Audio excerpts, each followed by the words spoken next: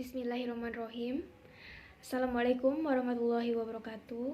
Innalhamdalillah wassalatu wassalamu ala rasulillah Sayyidina Muhammad ibni Abdillah wa ala alihi wa bihi wa mawallah amma ba'du.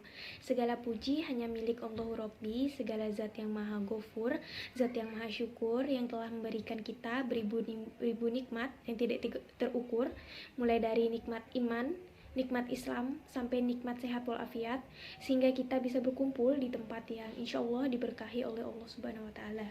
Amin, amin ya Rabbal 'Alamin. Perkenalkan, nama saya Satriani dengan nomor induk mahasiswa 12016026 dari Prodi Akuntansi Syariah kelas 3B, Fakultas Ekonomi dan Bisnis Islam.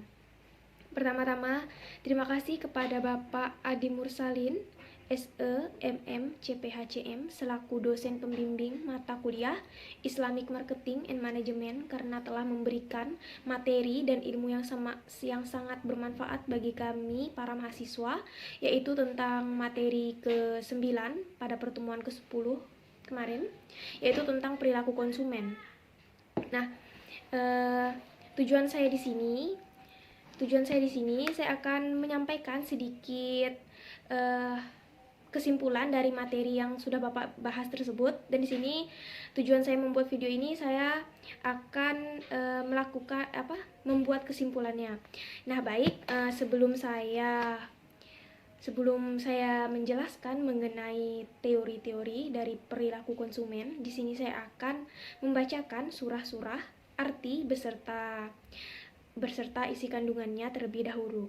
Nah, baik, yang pertama itu adalah surah Al-A'raf ayat 31 yang berbunyi, A'udzubillahi minasyaitonirrajim, Bismillahirrahmanirrahim. Ya bani Adam ma quluhu zinatum inda kulli masjidin wa kullu mashrabu wa la tusyrifu innahu la yuhibbul musyrifin. Shadaqallahul azim. Yang artinya itu adalah, hai anak Adam, pakailah pakaianmu yang indah di setiap atau memasuki masjid, makan dan minumlah, dan janganlah berlebih-lebihan. Nah, sesungguhnya itu Allah itu tidak menyukai orang-orang yang berlebihan. Nah, isi kandungan dari ayat tersebut ini menjelaskan bahwa Allah Subhanahu wa Ta'ala itu memerintahkan manusia itu untuk makan dan minum secukupnya tanpa berlebihan, dan juga menjelaskan tentang Allah perintahkan agar pakai pakaian yang baik dalam beribadah, baik ketika sholat, tawaf, dan ibadah lainnya. Kemudian Al-Quran surah Al-Baqarah ayat 168 yang berbunyi, A'udzubillahi minasyaitonirrajim, Bismillahirrahmanirrahim. Ya ayyuhan nasu qulu mimma fil ardi halalan tayyiban wala tattabi'u khutuwati syaiton innahu lakum aduwwum mubin. Shadaqallahul azim. Yang artinya adalah, hai sekalian manusia, makanlah yang halal lagi baik dari apa yang terdapat di bumi, dan janganlah kamu mengikuti langkah-langkah syaitan, karena sesungguhnya setan itu adalah musuh yang nyata untukmu. Nah, isi kandungan dari ayat ini tentunya seruan untuk memakan makanan yang halal lagi baik yang sudah disediakan oleh Allah Subhanahu wa Ta'ala. Nah, selain itu terdapat pula seruan untuk tidak mengikuti langkah setan. Nah, utamanya itu dalam menghalalkan dan mengharamkan sesuatu, karena di sini mereka itu akan selalu menyesatkan manusia. Kemudian terdapat pada Al-Quran surah Al-An'am ayat 118 yang berbunyi, A'udzubillahi minasyaitonirrajim, Bismillahirrahmanirrahim. Fakulu mimma zukirasmullahi alaihi in kuntum biayatihi mu'minin. Yang artinya adalah, maka makanlah binatang-binatang yang halal yang disebut nama Allah ketika menyembelihnya.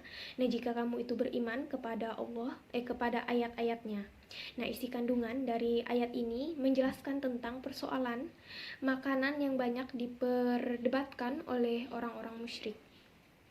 Kemudian Al-Quran surah Al-A'raf ayat 157 yang berbunyi A'udzubillahi minasyaitonirrajim Bismillahirrahmanirrahim Allazina yattabi'unna rasulan nabiyyal ummiyal ladzi yajidunnahu maktuban indahum fit tawrati wal injili yamuruhum bil ma'ruf wa yanhahum anil munkari wa yuhillu lahumul thayyibati wa yuharrimu alaihimul khaba'isha wa yada'u anhum insyarum. Shadaqallahul azim. Nah, yang artinya itu adalah yaitu orang-orang yang mengikut Rasul, Nabi yang ummi yang namanya mereka dapati tertulis di dalam Taurat dan Injil yang ada di sisi mereka, yang menyuruh mereka mengerjakan yang ma'ruf dan melarang mereka dari mengerjakan yang mungkar, dan menghalalkan bagi mereka segala yang baik dan mengharamkan bagi mereka segala yang buruk, dan membuang dari mereka beban-beban dan belenggu-belenggu yang ada pada mereka. Maka orang-orang yang beriman kepadanya, memuliakannya, menolongnya, dan mengikuti cahaya yang terang yang diturunkan kepada Al-Quran. Nah, mereka itulah orang-orang yang beruntung. Nah, tentunya isi kandungan dari ayat ini itu mengenai perintah untuk mengimani dan memuliakan Rasulullah Shallallahu Alaihi Wasallam serta mengikuti apa yang ada di dalam Al-Quran, sehingga menjadi orang-orang yang beruntung. Kemudian terdapat pada Al-Quran surah Al-Isra ayat 29 yang berbunyi A'udzubillahi minasyaitonirrajim Bismillahirrahmanirrahim Wala taj'al yadaka maghlulatan illa unuqiya wala tabsutha kullal basti fataquda maluman mahsyura. Nah, yang artinya itu adalah, dan janganlah engkau jadikan tanganmu terbelenggu pada lehermu, dan jangan pula engkau terlalu mengulurkannya atau sangat pemurah, nanti kamu menjadi tercela dan menyesal. Nah, isi kandungan dari ayat ini, Allah itu melarang kita bersifat kikir maupun terlalu boros, bersifat kikir dan terlalu boros. Dan terdapat pada Al-Quran surah Al-Maidah ayat 87 yang berbunyi A'udzubillahi minasyaitonirrajim Bismillahirrahmanirrahim Ya ayyuhallazina amanu la tuharrimu tayyibati ma ahallal lahu lakum wa la tatadu innallaha la yuhibbul mu'tadin. Shadaqallahul azim. Yang artinya itu adalah, hei orang-orang yang beriman, janganlah kamu haramkan apa-apa yang baik yang telah Allah halalkan bagi kamu, dan janganlah kamu melampaui batas. Sesungguhnya Allah itu tidak menyukai orang-orang yang melampaui batas. Nah, isi kandungan dari ayat ini, kita itu diperintahkan untuk mengharamkan apa yang untuk tidak mengharamkan apa yang dihalalkan oleh Allah Subhanahu wa taala, dan janganlah kita itu melampaui batas, karena Allah itu tidak suka dengan orang-orang yang melampaui batas. Dan kita diperintahkan untuk mengkonsumsi makan makanan yang halal, baik dari apa yang telah Allah rezekikan, dan bertakwalah kepadanya. Kemudian terdapat pada Al-Quran surah Al-Baqarah ayat 168 yang berbunyi A'udzubillahi minasyaitonirrajim Bismillahirrahmanirrahim Ya ayyuhan nasu kullu mimma fil ardi halalan tayyiban wala tattabi'u khutuwatis syaitan innahu lakum adumun mubin. Shadaqallahul azim. Nah, yang artinya itu adalah, hai sekalian manusia, makanlah yang halal lagi baik dari apa yang terdapat di bumi, dan janganlah kamu mengikuti langkah-langkah syaitan, karena sungguhnya setan itu adalah musuh yang nyata untukmu. Nah, isi kandungan dari ayat ini tentunya seruan untuk memakan makanan yang halal lagi baik yang sesudah disediakan oleh Allah Subhanahu wa taala. Nah, selain itu terdapat pula seruan untuk tidak mengikuti langkah setan, utamanya itu dalam menghalalkan dan mengharamkan sesuatu.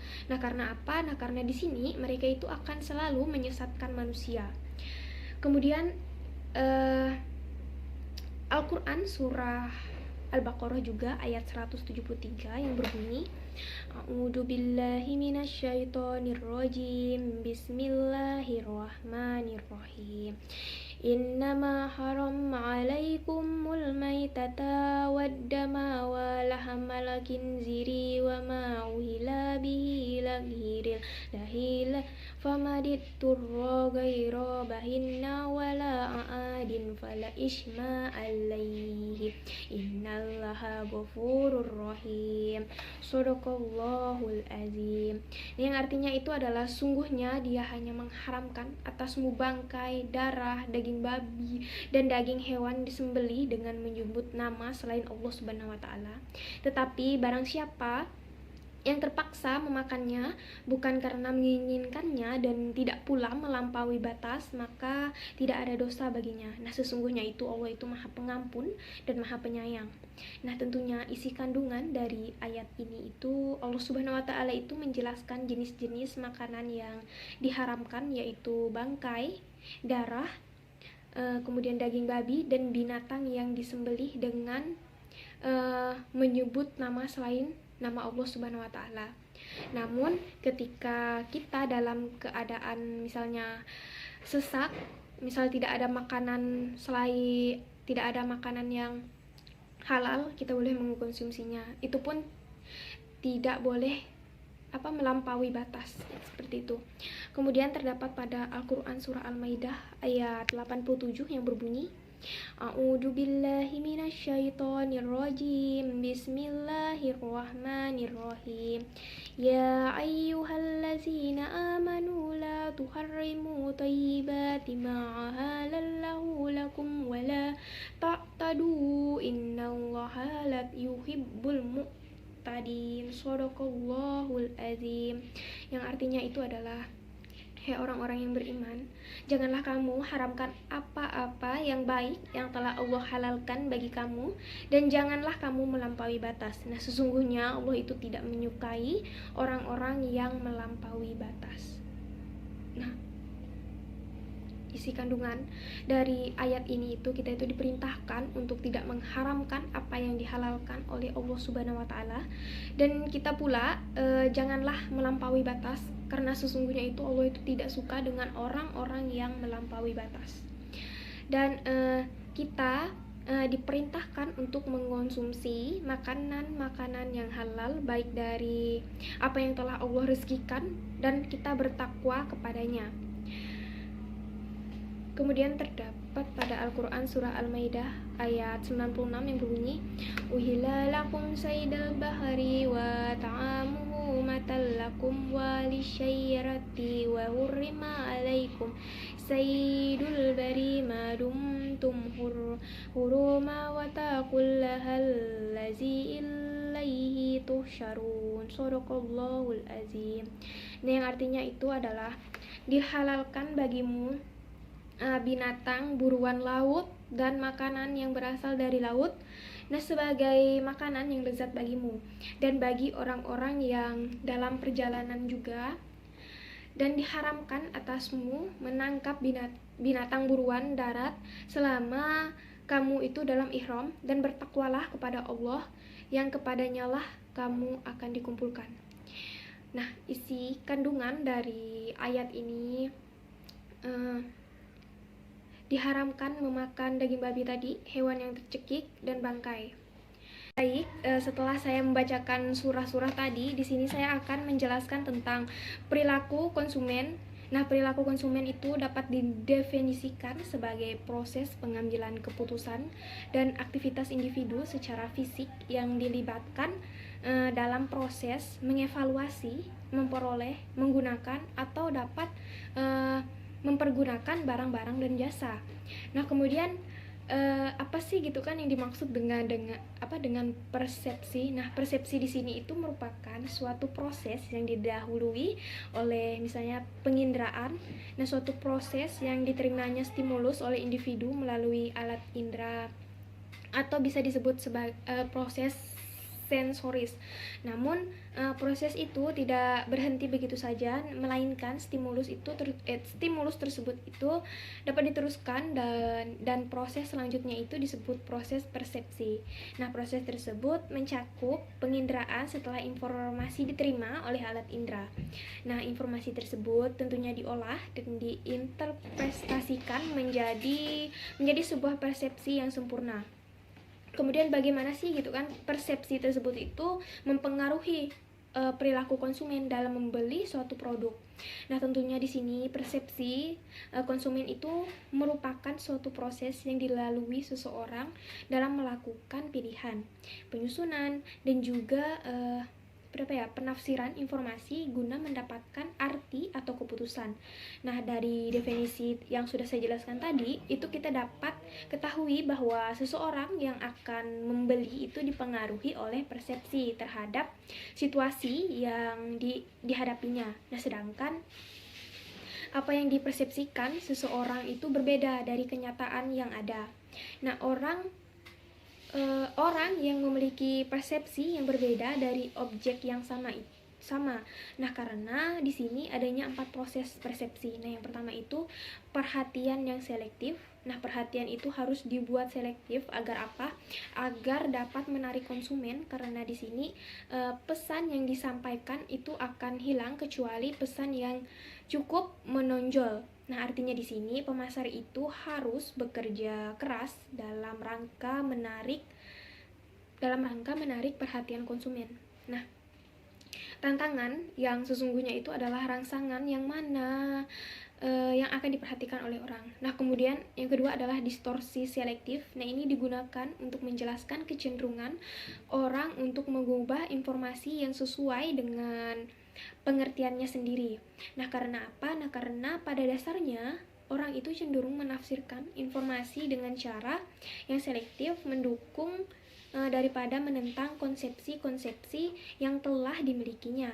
Nah, dengan demikian, pemasar itu harus berupaya untuk memahami konsumen dan juga bagaimana dampak serta interpretasi iklan dan produk mereka gitu kan.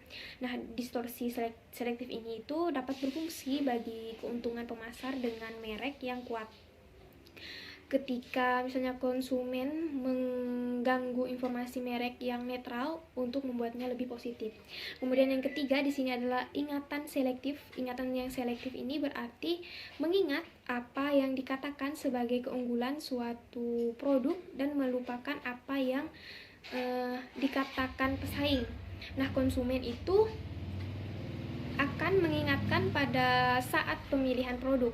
Nah, konsumen juga cenderung mengingat hal-hal baik yang disebutkan tentang produk. Kemudian yang keempat di sini adalah subliminal mekanisme. Nah, persepsi selektif menuntut keterlibatan dan pemikiran aktif pihak konsumen. Nah, argumennya itu adalah pemasar itu kayak diam-diam gitu kan menanamkan pesan subliminal dalam iklan dan kemasan. Nah, konsumen tanpa sengaja menyadari pesan ini. Nah, tetapi pesan-pesan ini mempengaruhi perilaku dari mereka. Jadi seperti itu. Kemudian informasi apa saja sih gitu kan yang bisa diperoleh dari perilaku konsumen tersebut? Nah, tentunya yang di sini yang pertama itu adalah keinginan konsumen untuk membeli dari studi ini. Nah, dari studi ini kita itu bisa mendapatkan pemahaman tentang pengaruh campaign terhadap konsumenmu. Nah, kita juga dapat memahami apakah campaign tersebut itu dapat berpengaruh terhadap keputusan pembeliannya atau tidak. Kemudian analisis campaign. Nah, melalui studi ini kita itu dapat memahami respon konsumen terhadap campaign tersebut. Nah, kita juga bisa melakukan analisis respon konsumen itu terhadap brand secara keseluruhan melalui campaign yang dilakukan. Kemudian yang ketiga di sini adalah analisis sentimen. Nah, melalui studi ini kita itu bisa memahami sentimen konsumen terhadap brand atau produk kita. Nah, kita juga misalnya bisa menganalisis bagaimana sih hal itu berpengaruh terhadap konsumen dalam berbagai bentuk demografi. Nah, studi ini juga itu tentunya bermanfaat untuk produk development. Nah, hal ini dikarenakan perilaku konsumen itu tidak hanya meliputi penggunaan produk serta motivasi untuk membelinya, namun juga meliputi ulasan dan feedback terhadap produk. Kemudian yang keempat adalah segmentasi pasar. Nah, setiap orang tentunya memiliki motivasi yang berbeda-beda ketika melakukan pembelian. Nah, terkait dengan hal tersebut, studi ini tentunya dapat membantu kita untuk menyusun segmentasi konsumen sesuai dengan kategori atau demografi tertentu. Nah, hasil studi ini juga tentunya dapat digunakan untuk mengembangkan produk yang sesuai dengan kategori atau demografi tertentu. Jadi seperti itu. Kemudian apa sih gitu kan yang dimaksud dengan segmentasi, targeting, dan positioning. Nah, segmentasi, targeting, positioning atau STP itu adalah salah satu model pemasaran yang penerapannya itu tentunya melibatkan 3 tahapan, yaitu melakukan segmentasi pasar, menargetkan segmen yang diyakini paling menguntungkan, dan memposisikan produk yang dijual dengan cara yang paling bernilai. Nah, fokus utama dalam model pemasaran STP ini tentunya adalah pada pendekatan audiens, bukan produk. Nah, model ini tentunya seperti berfokus pada pemilihan segmen yang paling bernilai bagi bisnis pada saat merancang strategi pemasaran produk agar penyampaian pesan itu lebih relevan di setiap segmen audiens tersebut. Nah, STP marketing ini itu merupakan pendekatan atau model yang populer diterapkan banyak perusahaan dalam merancang strategi pemasaran. Jadi seperti itu. Kemudian apa saja sih itu kan dasar-dasar dalam melakukan segmentasi? Nah, tahap yang pertama itu tentunya menetapkan segmentasi makro, yakni pasar pemakai akhir, lokasi geografis, dan banyaknya langganan. Kemudian, tahap yang kedua yaitu sikap terhadap penjual. Nah, ciri-ciri kepribadian, kualitas produk, dan pelanggan. Kemudian ada beberapa syarat dari segmentasi yang selektif. Yang pertama itu tentunya dapat diukur. Nah, yang kedua tentunya dapat dicapai. Yang ketiga adalah cukup besar atau cukup menguntungkan, kemudian dapat dibedakan, kemudian dapat dilaksanakan. Kemudian ada beberapa syarat dari segmentasi yang efektif. Nah, yang pertama itu adalah segmentasi itu harus bisa diukur. Nah, syarat menentukan segmentasi pemasaran yang pertama itu adalah segmentasi itu harus bisa diukur. Yang sudah saya jelaskan tadi. Nah, termasuk mengukur besar dan luas pasar serta daya beli yang potensial di sana. Nah, salah satu contoh hasil ukur dari segmentasi pasar itu adalah misalnya ketertarikan konsumen perempuan terhadap fashion dibandingkan laki-laki.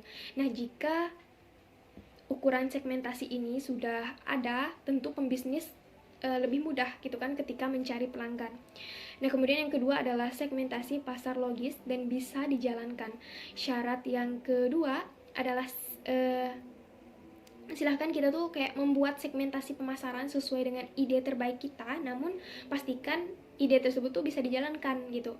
Nah, terkait hal ini dengan rencana strategi yang akan digunakan untuk membuat segmentasi tersebut.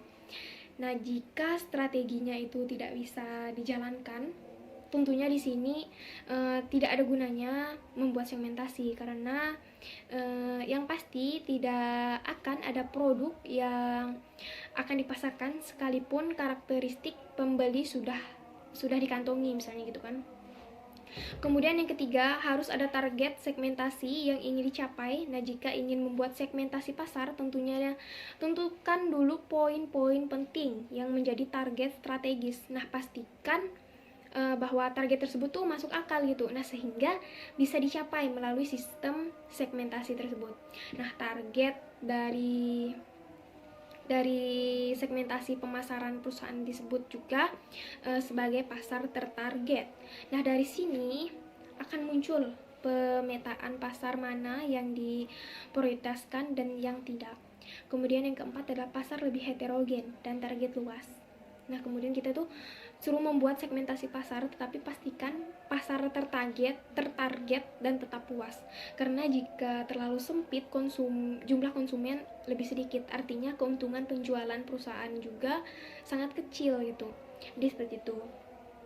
Kemudian ada beberapa tingkatan dalam segmentasi pemasaran, yaitu yang pertama adalah pemasaran massal. Nah, pemasaran massal di sini itu berfokus pada produksi massal, distribusi massal, dan promosi massal untuk produk yang sama dalam cara yang hampir sama ke seluruh konsumen. Kemudian yang kedua adalah pemasaran segmen. Nah, pemasaran segmen di sini menyadari bahwa pembeli itu berbeda dalam kebutuhan, persepsi, dan perilaku pembelian. Kemudian pemasaran ceruk. Nah, pemasaran ceruk atau disebut dengan marketing niche, nah ini berfokus pada subgroup di dalam segmen-segmen.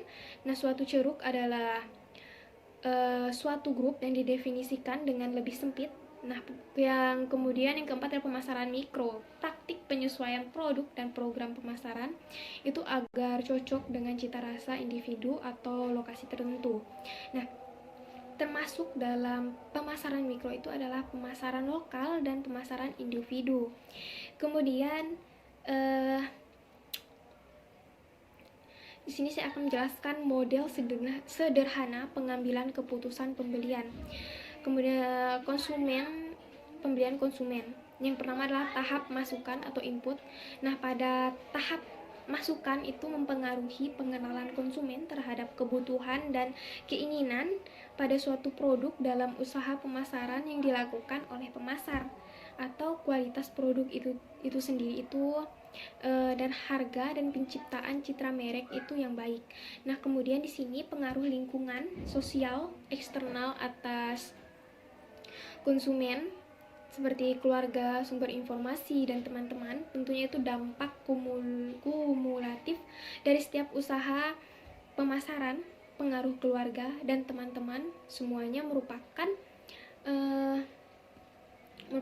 merupakan masukan gitu kan, yang mungkin mempengaruhi apa yang dibeli konsumen dan bagaimana mereka menggunakan apa yang mereka beli.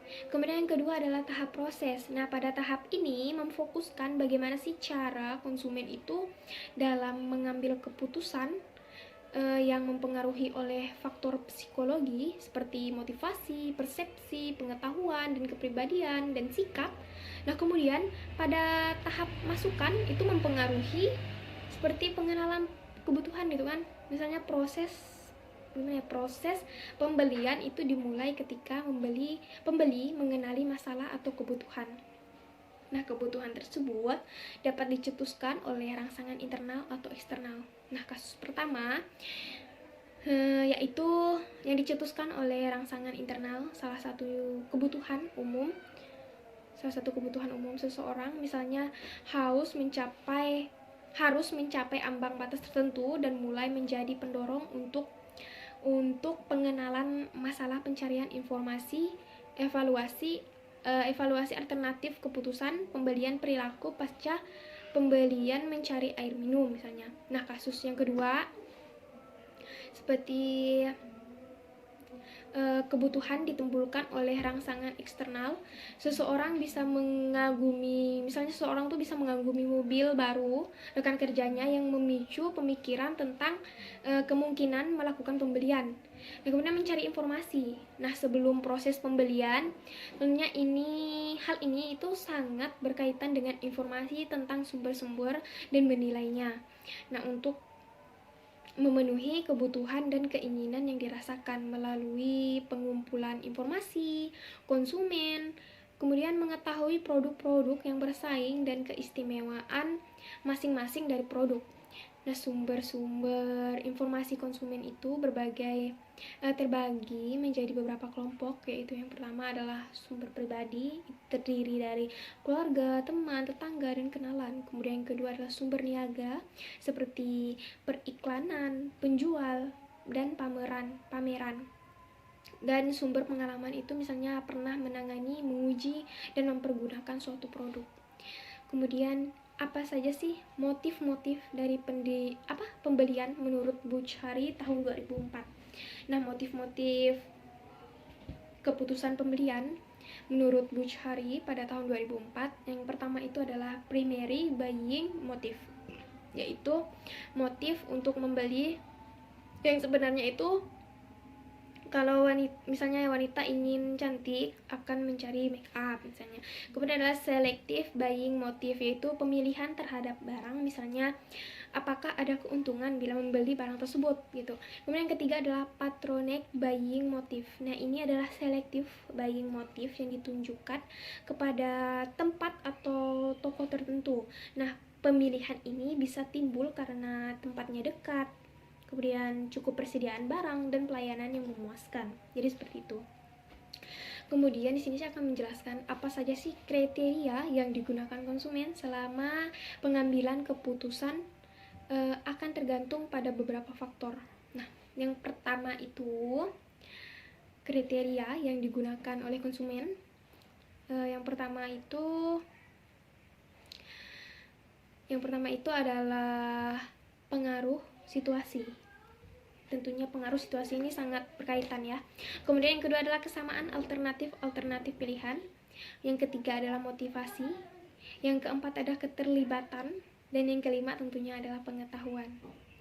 Kemudian tentunya di sini ada 4 sudut pandang dalam menganalisis pengambilan keputusan konsumen. Yang pertama itu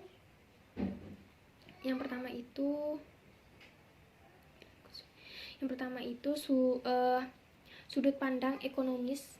Nah, konsumen sebagai orang yang membuat keputusan secara rasional, yang mengetahui semua alternatif produk yang tersedia dan harus mampu membuat peringkat dari setiap alternatif yang ditentukan dan dipertimbangkan dari kegunaan dan juga kerugiannya, serta itu harus dapat mengidentifikasi gitu kan suatu alternatif yang terbaik, disebut economic man.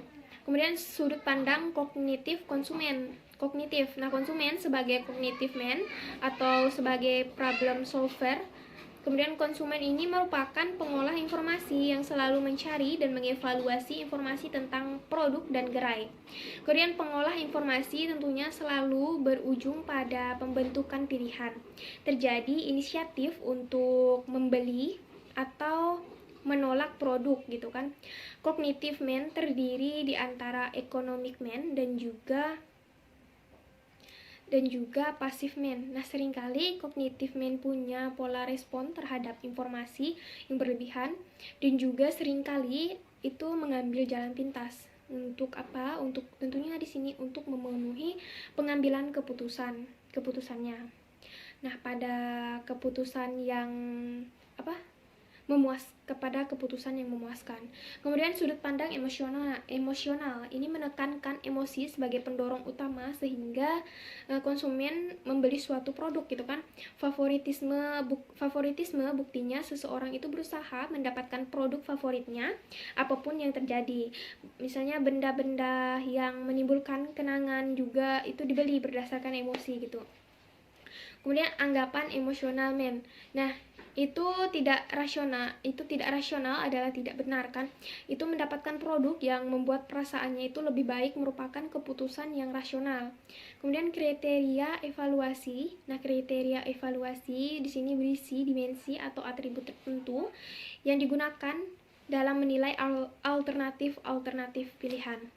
Nah, kriteria alternatif ini dapat muncul dalam berbagai bentuk, misalnya dalam membeli mobil kan, seseorang konsumen itu mungkin mempertimbangkan kriteria keselamatan, kenyamanan, harga, merek, kemudian negara asal mobil tersebut, dan juga tentunya spek hedonik seperti gengsi, kebahagiaan, kesenangan, dan sebagainya. Jadi seperti itu.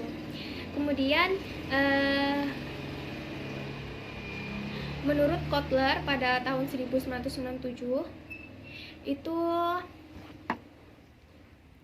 ada beberapa tahapan dalam mengambil suatu keputusan untuk melakukan pembelian.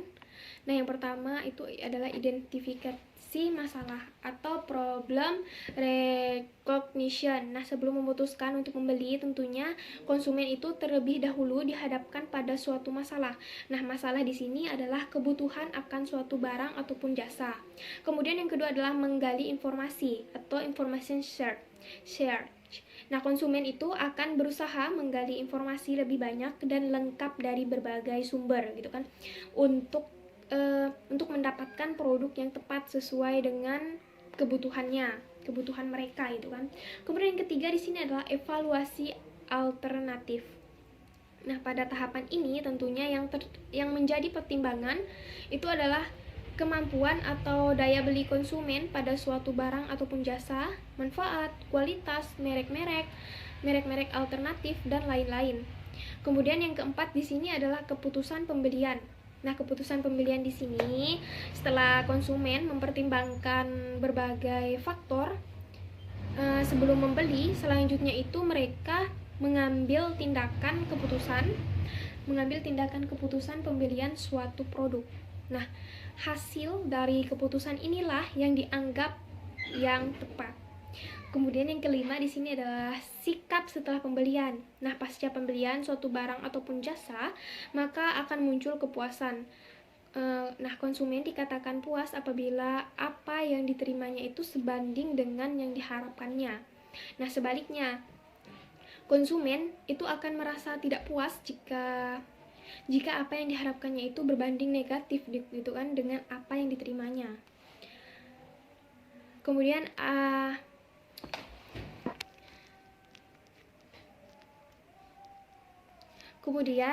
setelah saya membaca modul tentang perilaku konsumen, nah saya dapat memahami beberapa faktor-faktor psikologis dan sosial budaya konsumen serta pengaruhnya itu terhadap proses pengambilan keputusan konsumen tersebut.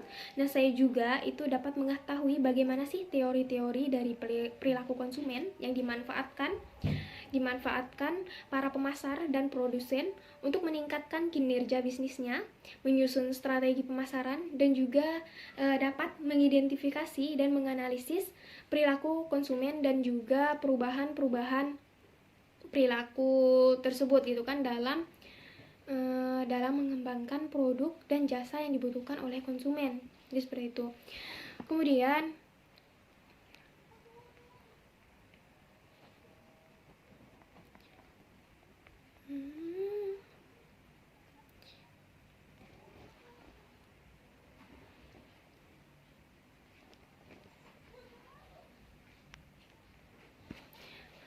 Kemudian tentunya mengkonsumsi sesuatu yang dengan menyebut nama Allah.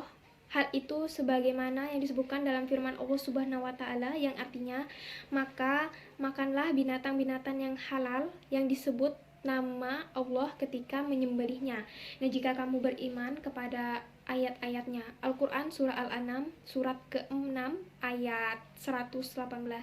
Allah itu memperbolehkan kepada hambanya itu yang beriman itu memakan sembelihan yang dibacakan nama Allah atasnya. Nah, artinya di sini dia tuh melarang memakan sembelihan yang tidak dibacakan nama Allah Subhanahu wa taala, seperti memakan bangkai yang dibolehkan oleh kaum kafir Quraisy, dan binatang yang disembelih bukan atas nama Allah Subhanahu wa taala. Nah, sesungguhnya di sini Allah itu telah menjelaskan kepada umat Islam perkara yang diharamkan kepada mereka kecuali apa yang terpaksa mereka memakannya. Nah, dalam kondisi mudarat kan tentunya. Alhamdulillah telah selesai paparan saya dalam menjelaskan tentang perilaku konsumen dalam mata kuliah Islamic Marketing and Management. Nah, apabila ada salah kata atau tutur kata yang kurang berkenan di hati, mohon dimaafkan karena kesempurnaan hanya milik Allah Subhanahu wa taala. Kurang dan lebihnya saya mohon maaf. Wabillahi taufiq wal hidayah. Wassalamualaikum warahmatullahi wabarakatuh. Terima kasih.